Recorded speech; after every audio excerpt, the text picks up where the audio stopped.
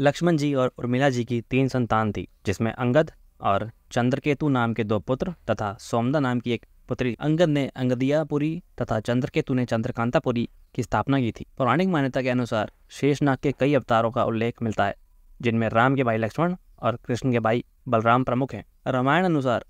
राजा दशरथ के तीसरे पुत्र थे लक्ष्मण। उनकी माता का नाम सुमित्रा था। लक्ष्मण के लिए राम ही माता पिता, गुरु, भाई सब कुछ थे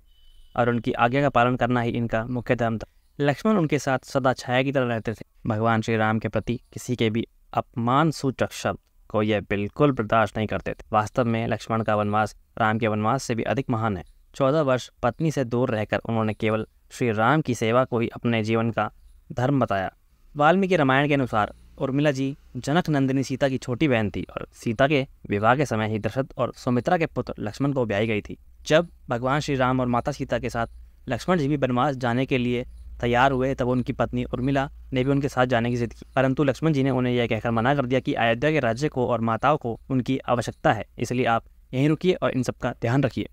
जब लक्ष्मण जी राम जी और माता सीता के साथ वनवास पर जा रहे थे, तब इस कठिन क्षणों में भी उर्मिला जी आंसू न बहा सकी, क्योंकि उनके पति लक्ष्मण जी ने उनसे एक वचन लिया था, वह कभी आंसू भी नहीं बहाएंगी, क्योंकि अगर वह अपने दुख में ही डूबी रहेंगी तो फिर परिजनों का सही ढंग से ख्याल नहीं रख पाएंगी। अब आपके मन में यह सवाल उठ रहा होगा कि लक्ष्मण के वनवास जाने के बाद उर्मिला ने 14 साल तक क्या किया होगा। चलिए आगे आपको इस प्रश्न का उत्तर भी देते हैं अपनी इस वीडियो में। उर्मिला जी के लिए यह बहुत ही कठिन व परीक्षा भरा समय था। ऐसे में जबकि वह नववधू थी और उनके दाम्पत्य जीवन की तो अभी अभी बस शुरुआत ही हुई थी, लेकिन शुरुआत में ही उनको अपने पति लक्ष्मण जी का वियोग सहना पड़ा, यानी कि दूरी सहन करनी पड़ी। लक्ष्मण जी के वनवास जाने के बाद उर्मिला के पिताश्री अयोध्या आए और उर्मिला जी से अपने मायके चलने का अनुरोध करने लगे, ताकि उर्मिला जी अपनी माँ और अपनी प्यारी सखियों के साथ पति वियोग के दुख को कुछ कम कर सके। परंतु उर्मिला जी ने अपने मायके मिथिला जाने से इनकार करते हुए कहा कि उन्होंने अपने पति को दिया वचन और इस वचन के अनुसार अपने पति लक्ष्मण के परिजनों के साथ रहना और दुख में उनका साथ कभी न छोड़ना ही अब उनका धर्म है और कर्तव्य है, और यह ही उर्मिला जी का अखंड पतिव्रत धर्म है, जिसको उन्होंने बहुत ही कठोरता और सरलता दोनों के साथ निभाया।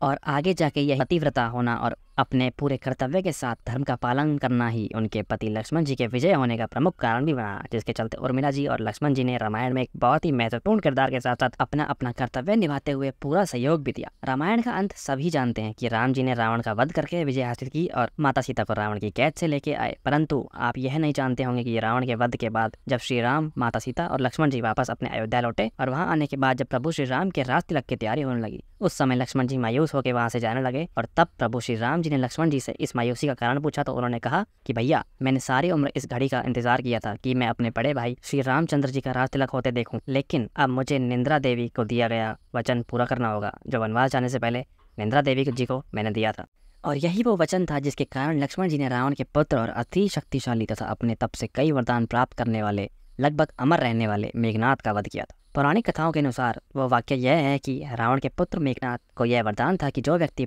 14 वर्ष तक ना सोया हो वही उसे हरा सकता है। दरअसल यही वो वरदान था जो निद्रा देवी ने लक्ष्मण जी को दिया था। लक्ष्मण जी ने उनसे यह वचन भी लिया था कि 14 वर्ष के लिए उन्हें परेशान नहीं करें और उनकी पत्नी उर्मिला उनके स्थान पर सोएंगी। निद्रा देवी ने उनको यह वरदान अपने इस वचन के रूप में तो दे दिया, परंतु यह बात एक शर्त पर मानी थी कि जैसे ही लक्ष्मण जी अयोध्या लौटेंगे उर्मिला जी की नींद टूट जाएगी और फिर उर्मिला जी के स्थान पर लक्ष्मण जी को सोना होगा। लक्ष्मण जी इस बात पर मायूस हो रहे थे कि अब उन्हें सोना होगा और वह बड़े भाई श्री राम जी का राज तिलक होते हुए नहीं देख पाएंगे, और उर्मिला जी को भी 14 साल तक सोने और अपने पतिव्रता कर्तव्य का पालन करने के लिए फल भी मिला कि लक्ष्मण जी के स्थान पर उर्मिला जी ने श्री राम के राज तिलक की रस्म देखी। जी के पतिव्रत का बल इतना था कि लक्ष्मण जी ने मेघनाथ का वध करके विजय प्राप्त करी। मेघनाथ के वध के बाद उनके शव को श्री राम जी ने युद्ध शिविर में रखा हुआ था। उस शव को मेघनाथ की पत्नी सुलोचना लेने आई और पति का शीश देखते ही सुलोचना का हृदय अत्यधिक विनम्र और रोने जैसा हो गया तथा रोते रोते उसने अपने पास खड़े लक्ष्मण जी को देखा और कहा,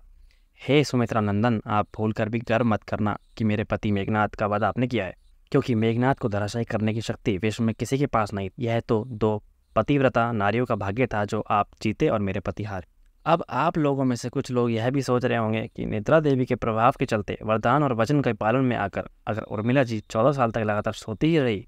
तो फिर अपनी सास और अन्य परिजनों की सेवा करने का लक्ष्मण को किया वादा उन्होंने कैसे पूरा किया होगा। और आप लोगों के इस प्रश्न का उत्तर यह है कि पौराणिक कथाओं में कहा गया है कि दरअसल उर्मिला जी को वरदान प्राप्त था कि वह एक साथ 3 काम कर सकती हैं, और यह वरदान 14 साल के वनवास पर जाते वक्त उर्मिला जी को माता सीता ने दिया था। माता सीता की छोटी बहन थी उर्मिला जी, और उर्मिला जी ने जब निंद्रा देवी से अपने पति की 14 वर्ष की नींद मांगी थी, निंद्रा देवी ने लक्ष्मण के आग्रह पर उनकी 14 वर्ष तक निंद्रा छीन ली थी। यह था वह अनसुना और अनछुए किरदारों में से एक किरदार जिसकी ओर किसी का ध्यान ही नहीं गया, और ऐसे कई और भी किरदार हैं जिनका योगदान काफ़ी महत्वपूर्ण रहा था। धन्यवाद दोस्तों, आप सबका बहुत बहुत धन्यवाद इस वीडियो को देखने के लिए, और हमारे इस चैनल के लोगों को आप क्लिक कीजिए और हमको सब्सक्राइब कीजिए, और साथ में हमारी 2 वीडियोस लगाई गई हैं जिनमें से आप कोई वीडियो देखना चाहें तो देख सकते हैं। बाकी हमारे चैनल पे विजिट कीजिए और ऐसी बहुत सारी अच्छी इन्फॉर्मेटिव वीडियोस आपको देखने को मिलेंगी। जय हो सनातन धर्म की। ओम नमः शिवाय, ओम नमः शिवाय, ओम नमः शिवाय।